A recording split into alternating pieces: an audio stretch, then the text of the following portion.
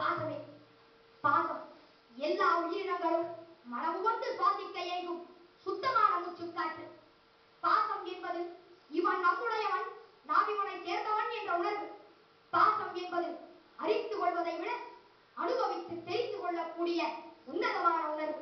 பாசம் எங்கே என்ற இந்த கேள்விக்கு விடை காண்பதற்கு வாருங்கள் நண்பர்களே, பாசமிகு தமிழ் திரையுலகிற்கு செல்வோம். அம்மா, இதுதான் ஒரு குழந்தையின் முதல் வார்த்தை.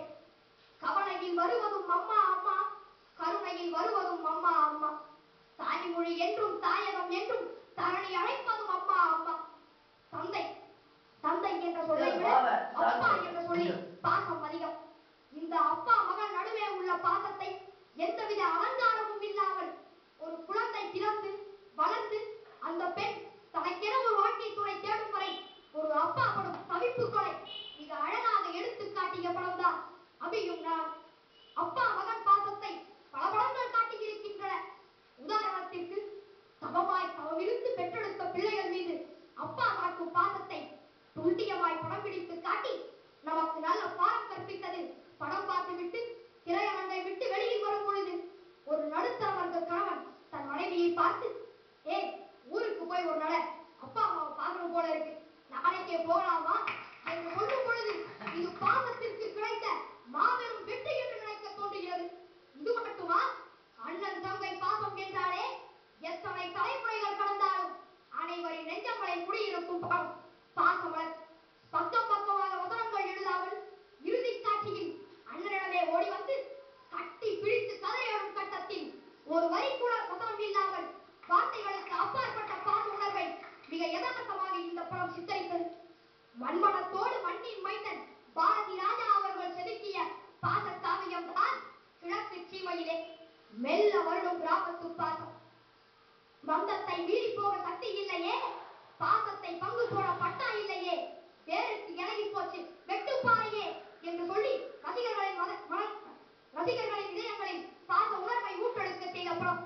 அண்ணன் தம்பி பாசத்திற்கு ஒரு தர்மத்தின் தலைவன். தம்பி உந்தன் உள்ளம்தானே அண்ணன் என்றும் வாழும் எல்லை. பாட்டி பேத்தி பாசத்திற்கு அழகான பூவே பூச்சுடவா, பேத்தி என்றாலும் நீயும் என் தாய், மீண்டும் ஜென்மங்கள் மாறும் போது நீ என் மகனாக வேண்டும், பாச ராகங்கள் பாட வேண்டும். கூட்டு குடும்ப பாசத்தை ஆனந்தமாய் வெளிப்படுத்திய ஆனந்தம். பாசம் என்ற அழகான உணர்வை பல்வேறு காலகட்டங்களில் பல்வேறு கோணங்களில் பல்வேறு உறவு முறைகளில் நமது தமிழ் திரையுலகம் அழகாகவும் ஆழமாகவும் கையாண்டு வந்து கொண்டிருக்கிறது. சுருங்க சொன்னால், சின்னஞ்சிறு கூட்டுக்குள்ள சொர்க்கம் இருக்கு, சின்ன சின்ன அன்பில் தானே ஜீவன் இருக்கு. பட்டா பூச்சி கூட்டத்திற்கு பட்டா எதற்கு, ஆனா பாசம் மட்டும் போதும் பெண்ணே, காசு பணம் என்னத்துக்கு. சொந்தம் ஓர் ஆனந்தம், பந்தம் பேரானந்தம்.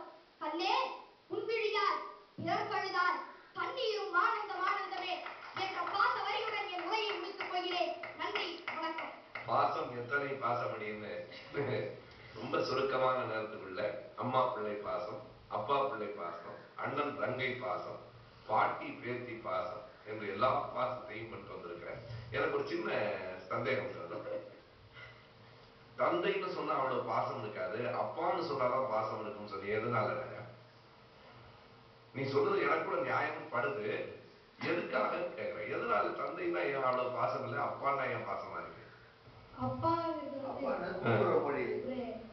குழந்தைக்கு சுலபமாக சொல்லக்கூடிய வார்த்தை. சுலபமா இல்ல, எல்லாருமே நீ வீட்டுக்கு போய் தந்தையே அப்படின்னு கூப்பிடுறியா, அப்பான்னு கூப்பிடுறியா? அப்பான்னு தானே, நானும் அப்பான்னு தான் கூப்பிடுறேன். எனவே அப்பா என்பது நடைமுறை வழக்கில் இருக்கிற சொல்லாகவும், தந்தையே என்பது இலக்கிய சொல்லாகவும் இருப்பதனால இலக்கியத்தை விட நடப்பில் வீட்டில் இருக்கிற சொல் நமக்கு கூடுதல் பாசத்தை கொண்டு வருகிறது. ஒரு நல்ல நுட்பமான செய்தி தான் நீ சொன்னது. தாயே தந்தையே என்பதை விட அம்மா அப்பாங்கிறது கூடுதல் பாசமும் நெருக்கமும் கொண்டு வருகிற சொல்லா இருக்கு. எனவே நல்ல ஏறத்தாழ எல்லா செய்திகளையும் இந்த 3 நிமிடத்துக்குள்ள இதுக்கு மேல தொகுக்க முடியாதுங்கிற அளவுக்கு செய்திகளை தொகுத்து சொல்லியிருக்கிற நரேந்திரனுடைய பேச்சு முறை, தொகுத்து இருக்கிற விதம் எல்லாம் பாராட்டுக்குரியது. வாழ்க்கை எனக்கு எங்க அம்மா மேல அதிகமா பாசம், எங்க பசங்க மேல பாசம், என் மனைவி மேல பாசம், என் நண்பர்கள் மேல பாசம். இன்னைக்கு ஒரு புது பாசம் நரேந்திரன் மேல.